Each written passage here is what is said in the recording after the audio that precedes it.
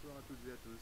Ce soir, un petit test d'un fauteuil manuel, le Cushal Champion, équipé de roues eMotion. Déjà pour commencer, on va parler un petit peu du Cushal Champion. Un fauteuil pliant, qui se plie au niveau du dossier, comme beaucoup de fauteuils, et qui a la particularité de se plier aussi en largeur, en éventail, et ce grâce à un ciseau. Je ne sais pas si vous pouvez voir derrière.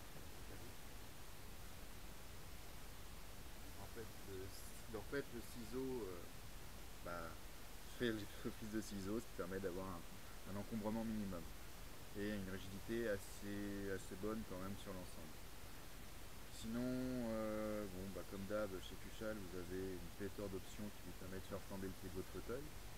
Moi, sur celui-là, j'étais assez sobre, j'ai juste pris le châssis carbone pour pouvoir gagner un petit peu de poids dessus pour le look.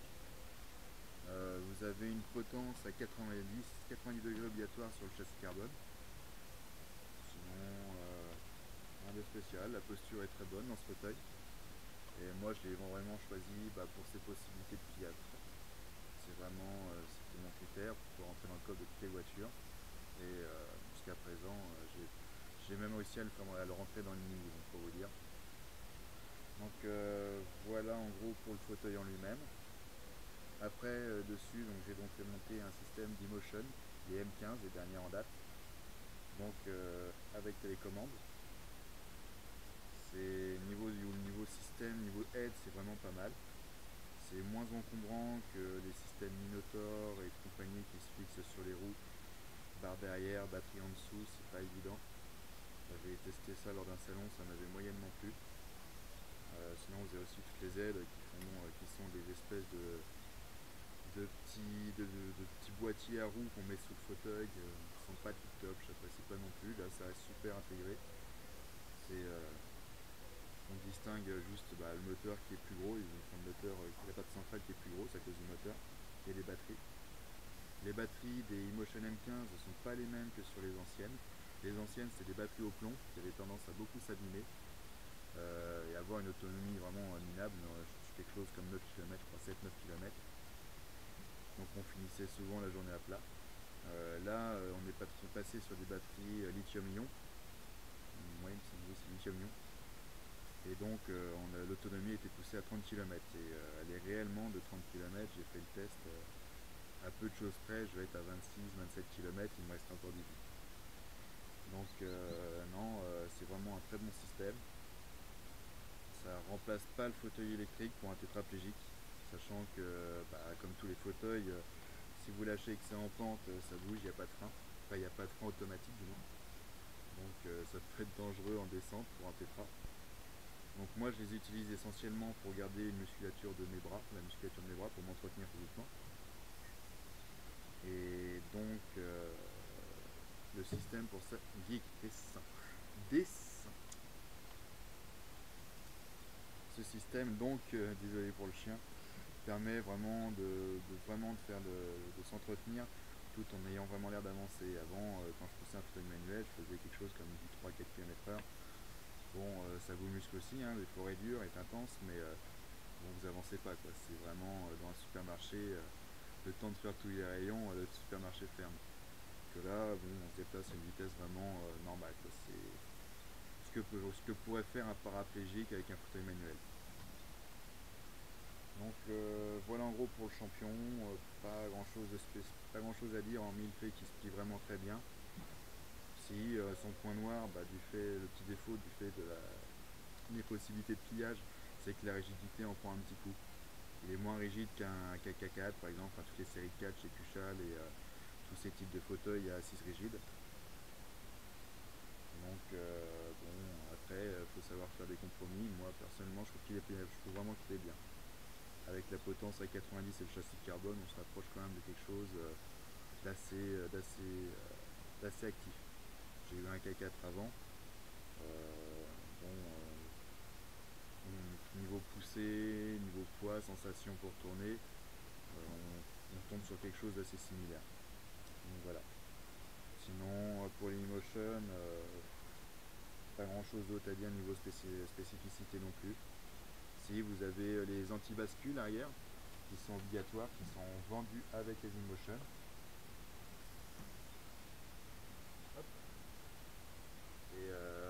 quand même, c'est obligatoire de toute façon pour Emotion, à savoir qu'il y a deux vitesses, vitesse 1, vitesse 2.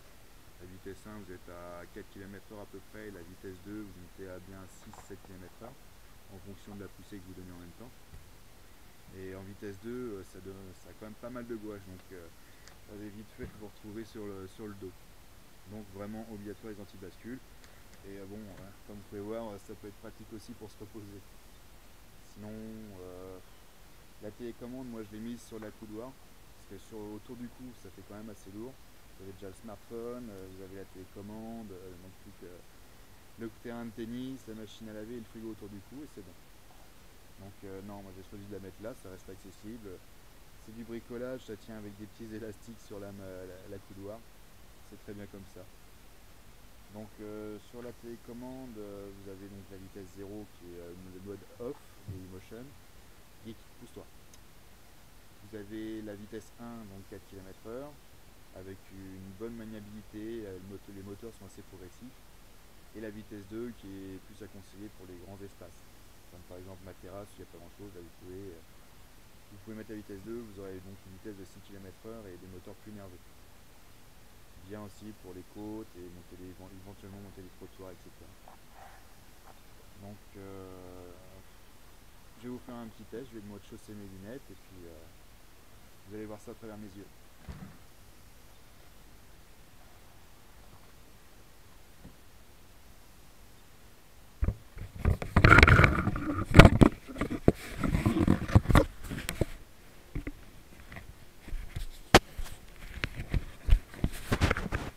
Hop là.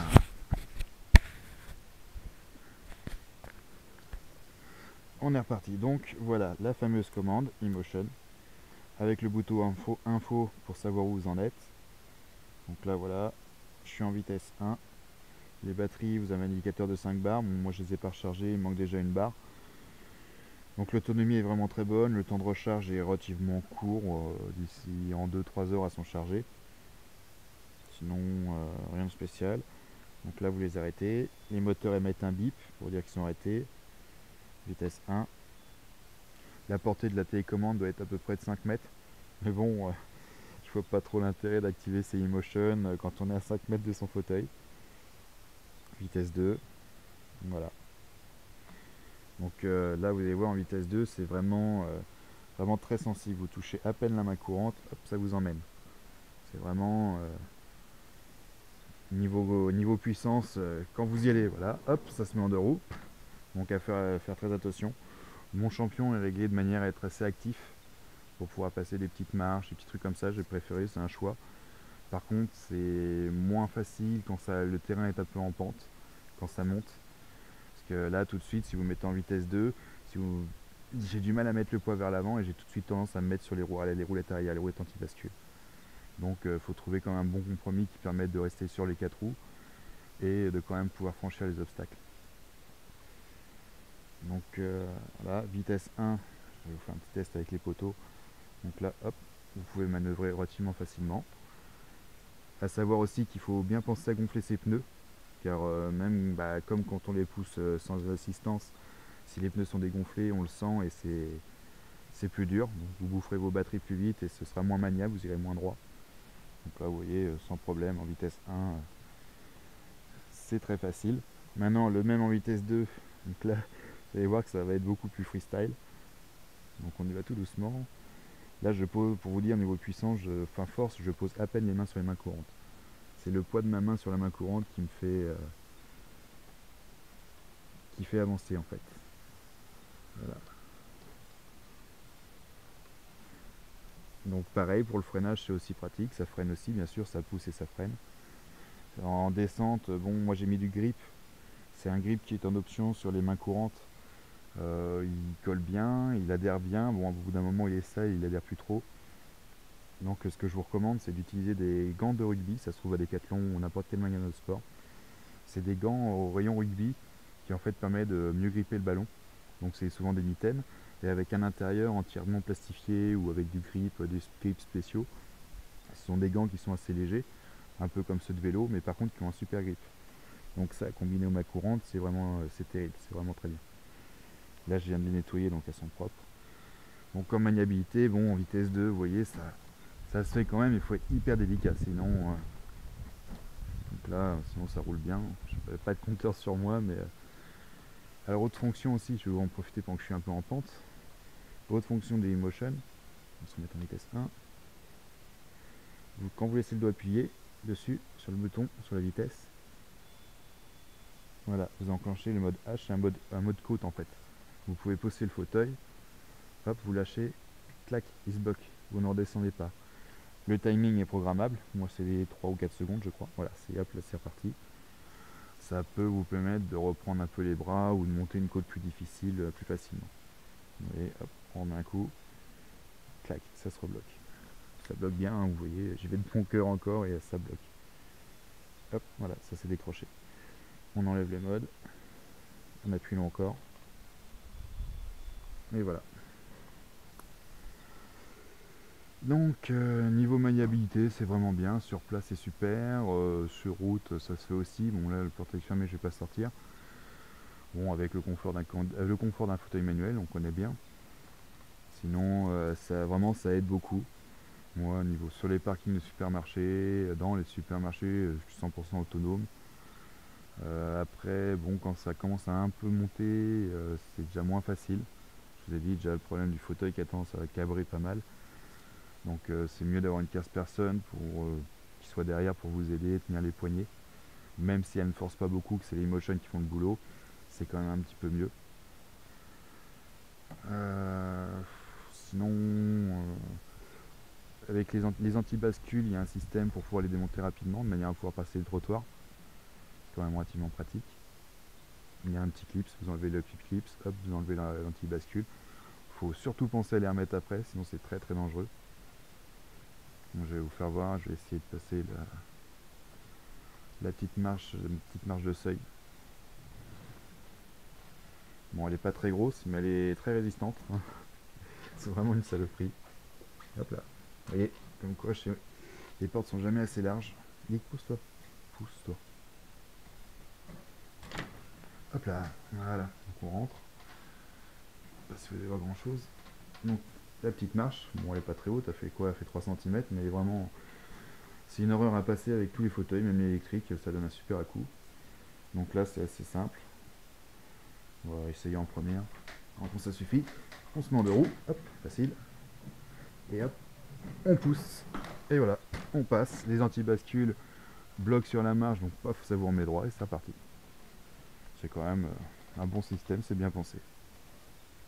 Donc avec, vous pouvez passer des petites marches jusqu'à 4, 5, 6 cm. Après, quand c'est vraiment des grosses marches, il faut vraiment y aller fort. Et bon, les paraplégiques savent le faire. Maintenant, pour un tétraplégique, il n'y a pas de maintien au niveau du bassin, pas du tronc. Faut faire attention, c'est quand le fauteuil revient sur les 4 roues, bon, ça peut être assez brutal et pour se tenir, c'est moyen. Encore une fois, une tierce personne est vigoureusement conseillée. Sinon, niveau maniabilité, rien de spécial à dire. C'est même en intérieur, ça reste maniable. Par contre, il faut penser que ça élargit le fauteuil. Je sais pas combien fait le champion d'origine. Il doit être à peu près à 60 cm, 62 peut-être. Ça a bien rajouté 4 cm parce que j'ai du mal à passer la porte de ma cuisine. Elle passe juste, la roue frotte d'un côté et elle est à 2 doigts de frotter de l'autre. Donc ça élargit quand même pas mal le fauteuil. J'irai à peu près 4 cm de plus en largeur, minimum. Donc faut y penser. Quand on n'a pas toutes ces portes qui sont adaptées, ça peut être gênant. Sinon, voilà, on a fait à peu près le tour. Il y a toujours un bouton pour les allumer et les éteindre sur la roue en elle-même. Pour le chargement, contrairement aux anciennes où on enlevait la batterie, on les mettait en charge, on pouvait continuer d'utiliser le fauteuil. Là, il faut mettre le chargeur sur les roues. Donc ça immobilise le fauteuil automatiquement. Donc prévoir de le faire la nuit quand on n'est pas dedans, c'est mieux. Sinon, voilà, rien de spécial. Rien d'autre à dire. C'est vraiment un bon système pour faire du sport, pour s'entretenir, pour un tétra. Pour un para, ça peut être bien s'il y a des grandes distances à parcourir. Un para qui rame toute la journée, qui pousse toute la journée. Bon, c'est des coups à se faire des tennis elbow et compagnie, donc c'est un système qui peut être sympa pour aider. Faut s'y faire, par contre, c'est quand même une petite adaptation. Ça demande un petit temps d'adaptation. Sinon, même si vous n'avez plus de batterie, bon, ça reste toujours poussable. Vous voyez, mais moi, mon tétra, normalement, je me traîne. Moi, j'avance tranquillement, quoi. Un peu comme je faisais avant, en fait. En fait, les roues sont plus lourdes, vous allez sentir beaucoup, c'est en montée. Sur place, ça se sent quasiment pas. Elles sont plus lourdes à pousser, mais il y a plus d'inertie. Donc, en fait, ça revient au même. Mais bon, vous voyez, ça reste poussable au cas où la batterie est vraiment à plat. Même qu'une tierce personne pourra facilement vous pousser. Elles sont assez lourdes quand même, ça fait bien... C'est 15 kg la bête, je crois, 15 kg la roue. Donc bon, le châssis de champion faisait 12 kg. Maintenant, vous rajoutez les 30 kg des Emotion, ça commence à faire. Ça c'est 42 kg. Pour le démontage, facile, pareil, ça s'enlève de la même façon que les roues d'origine, enfin les roues de champion normales, roues de fauteuil avec l'axe central. C'est un peu plus lourd à porter, à mettre dans le coffre. Bon, ma femme le fait, jusqu'à présent elle n'en est pas morte. Donc non, vraiment c'est un bon système. Moi je vous dis, je l'ai vraiment pris dans le but de m'entretenir physiquement. Parce que bon, le fauteuil électrique c'est bien, c'est facile, mais déjà qu'on ne peut pas faire beaucoup de sport, nous les tétras, donc là ça permet de garder un fauteuil qui permet de faire du sport sans avoir vraiment l'impression de se traîner. Parce que bon, fauteuil manuel, c'était vraiment en mode escargot, que là on peut se balader facilement avec une personne, on peut parler en même temps, enfin on peut parler en même temps qu'on pousse sans être à court de souffle. Donc on va allumer, c'est mieux. Donc non, vraiment c'est pas mal. Moi je les ai prises pendant un mois en vacances, je n'ai utilisé que celle-là. Pour vous dire, j'ai pris 10 kg de muscles. Sachant qu'en plus j'ai mangé plus light, donc j'ai dû perdre un petit peu de poids déjà d'office, mais j'ai pris en plus 10 kg de muscles sur la balance, je me suis pas reconnu dans la glace. Donc niveau biceps, deltoïdes, des trapèzes, ça a vraiment beaucoup travaillé.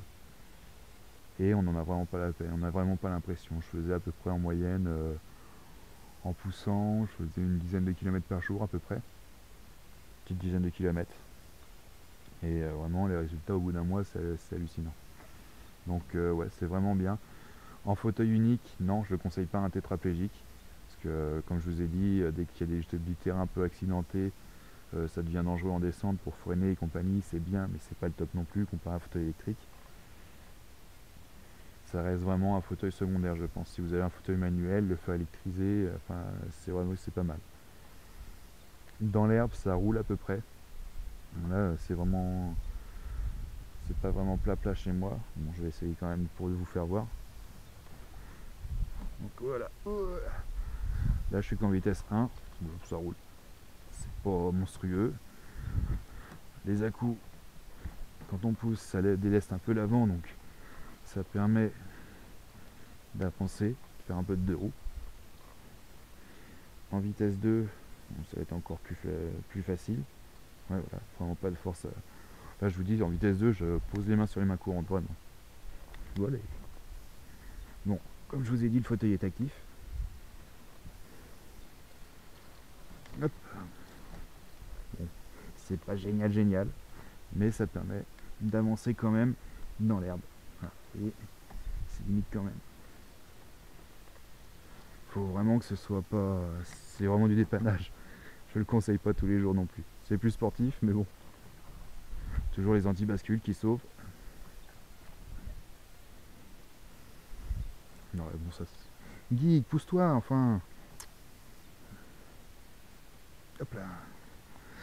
C'est pas le top, mais ça se fait quand même. Avant, j'aurais été un... Geek, pousse-toi. J'aurais été incapable de pousser mon champion dans l'herbe. Bon, là, vous avez vu, j'ai réussi à faire quelques mètres. Ça aide. C'est pas génial, mais bon, c'est faisable. Donc voilà, pas grand chose d'autre à dire. Donc que ce soit sur le champion, qui est un bon fauteuil pliable, mais qui a des petits soucis de rigidité du fait de son efficacité au niveau du pliage. Les Emotion qui sont un très bon système complémentaire pour électriser le fauteuil, et qui reste quand même assez light, contrairement à un Minotaur qu'il faut installer et désinstaller à chaque pliage de fauteuil. Donc voilà, si vous avez des questions, n'hésitez pas à les poser. et je me ferai un plaisir d'y répondre. Allez, salut!